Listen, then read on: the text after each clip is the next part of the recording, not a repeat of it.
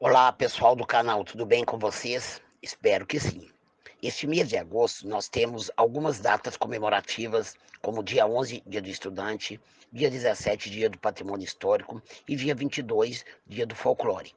Sou o professor Francisco e hoje vamos falar um pouco do folclore brasileiro como patrimônio imaterial e algumas manifestações culturais do folclore de Ouro Preto. Bora lá? A palavra folclore é de origem inglesa.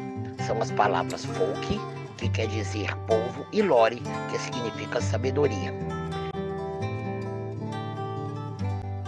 O historiador e folclorista Câmara Cascudo, em sua obra Dicionário do Folclore Brasileiro, define o folclore como uma ciência do povo. Para se compreender bem a história de um país, é necessário o estudo das tradições populares. No Brasil, o folclore foi resultado da miscigenação de três povos, indígena, português e africano, e também da influência dos imigrantes de várias partes do mundo. Por isso, nosso país tem uma tradição folclórica variada, rica e muito peculiar. Em cada região brasileira, o folclore apresenta semelhanças e diferenças. Lendas e casos são, em geral, histórias passadas de geração em geração, sem necessidade de uma documentação que comprove os fatos. Por isso, são envolvidas em um misto de realidade e ficção, tão comum na memória de um povo. A diferença entre mito e lenda é que mito é o personagem enfatizado na lenda. Portanto, a lenda é a história sobre um determinado mito. As lendas do folclore brasileiro fazem parte da cultura popular. Por isso, conhecê-las é uma forma de resgatar tradições e fortalecer nossa identidade.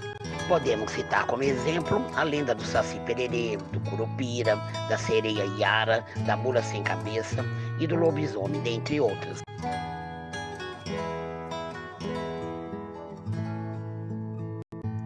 Em Ouro Preto, algumas dessas histórias ganham ares de realidade. Além disso, várias se misturam com o turismo e os personagens clássicos da cidade.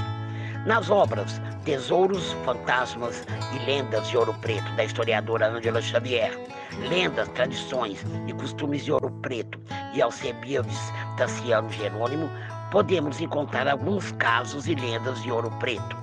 Como exemplo, temos o caso do menino do quarto branco da casa onde hoje é a República Maracangalha, na Rua do Ouvidor, a lenda da procissão das almas, a lenda da missa dos mortos, a lenda do urubu fantasma da Casa dos Contos, o caso Emília e Bolão, dentre outras.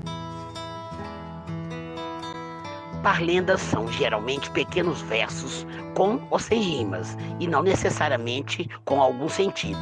Podemos citar: quem cochicha, o rabo espicha, come pão com lagartixa. As cantigas são também de extrema importância para a cultura de um país. Através dela podemos conhecer costumes, festas típicas locais, comidas, brincadeiras, paisagem, flora, fauna, crenças, entre outras coisas. São cantigas de ninar e de rodas, como Atirei o Pau no Gato, O Cravo e a Rosa, O Boi da Cara Preta, Gato Agredido, Boi que sequestra crianças, Cravo que briga com uma rosa. As letras das músicas infantis tradicionais, parte do folclore brasileiro, estão sendo questionadas quanto ao conteúdo nas escolas brasileiras. Em vez de atirar o pau no gato, vamos dar leite para ele. Também seria melhor o cravo brincar com a rosa e parar de brigar com ela. Além disso, na hora do bebê dormir, dispensa a presença pavorosa da cuca, do boi da cara preta ou do bicho papão.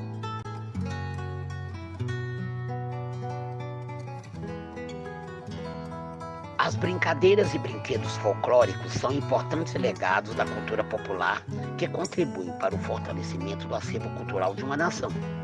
Através deles e delas é possível compreender crenças e valores de um determinado grupo social. Assim, a preservação destes brinquedos e brincadeiras são formas de conhecer o lúdico do passado e presente. O trava-língua é uma parte importante do folclore brasileiro. Esse jogo verbal utiliza palavras parecidas e frases complexas, que precisam ser repetidas várias vezes. Adivinhas?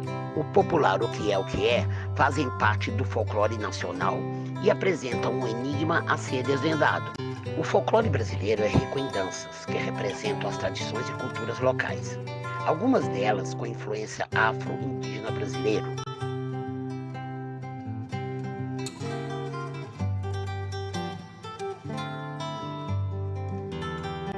Como exemplos, podemos citar a quadrilha, sempre presente nas festas juninas, o samba de roda, samba originário do recôncavo baiano, o frevo é uma das principais danças tradicionais brasileiras e uma das manifestações culturais mais conhecidas na região do Nordeste do país. Merece destaque no Carnaval de Pernambuco, sobretudo nas cidades de Olinda e Recife. Maracatu. O maracatu também é um ritmo com dança bem típica e bastante eclética, que une elementos culturais dos índios, europeus e africanos. A catira, um ritmo dançado com passos marcados, palmas e batida dos pés, bastante antigo, que teria sido espalhado pelo estado de Minas Gerais, São Paulo, Mato Grosso, Paraná e Goiás.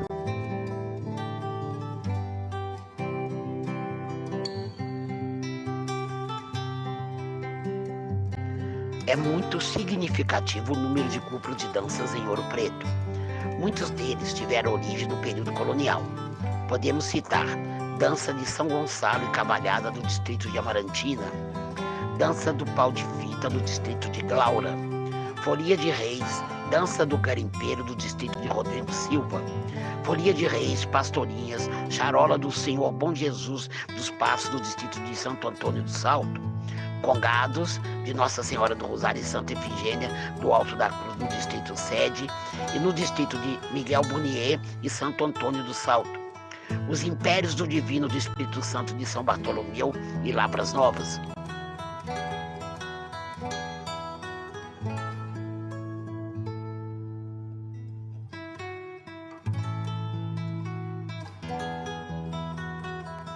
Para finalizar, vamos conhecer um pouco da culinária de Ouro Preto. A culinária típica ouropretana é resultado do processo de povoamento e colonização de Minas Gerais. O modo português de se alimentar sofreu influência dos produtos e hábitos indígenas africanos e também das possibilidades dos produtos da flora local. A mistura dos produtos tem lugar de destaque na nossa mesa e vamos tentar trazer um pouco do sabor de cada elemento. A presença do milho é muito marcante, muito utilizado em quitutes como bolo e broa de fubá, cubu, o cuscuz, a pamonha e diversos tipos de biscoitos. O leite também se faz presente, ele e seus derivados, como o queijo, a gemada, a manteiga e o pão de queijo com o cafezinho com leite. A flora local nos legou alguns produtos muito característicos. A maioria deles ocorre em algumas regiões de antigos garimpos, outros em mata fechada. Na mesa ouropretana destacam-se a samambaia, o caruru arnica, o lobrobrô ou ora pronobis, a fava ou feijão branco, o umbigo de banana, o broto de abóbora, a taioba, o quiabo e a couve. O hábito de comer feijão, trazido pelos tropeiros, continua presente em todas as mesas através do tropeiro, o tutu, o caldo de feijão ou mesmo o bolinho de feijão. A mandioca também tem seu lugar como farinha para compor diversos pratos. As carnes também são uma riqueza da cozinha ouropretana, temperadas com muito alho, diversos tipos de pimentas, limão rosa e folhas aromáticas. Destacam-se frangos ou galinha caipira, o frango com quiabo, a carne de porco e a costelinha na canjiquinha, bambá ou mesmo o bacon e torresmo. Para completar o cardápio ouropretano, temos que falar das sobremesas: arroz doce, o figo, a laranja, o mamão, a cidra e o pêssego e o doce de gila. Não podemos esquecer da famosa goiabada cascão, do distrito de São Bartolomeu, que foi o primeiro bem inventariado no livro dos Saberes e Fazeres no ano de 2008 como patrimônio cultural e imaterial da cidade.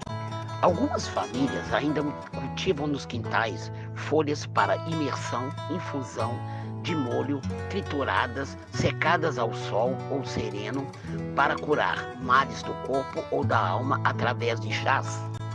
A comida ouropretana é sinônimo de diversidade. Aqui, a sala de visitas é a cozinha, sempre pronta para receber e aconchegar. A mesa é o ponto de encontro da família e dos amigos e representa o prazer em estar junto, e é onde se saboreia o melhor do nosso jeito de ser. Chegamos ao fim. Espero que tenham gostado. Muito obrigado.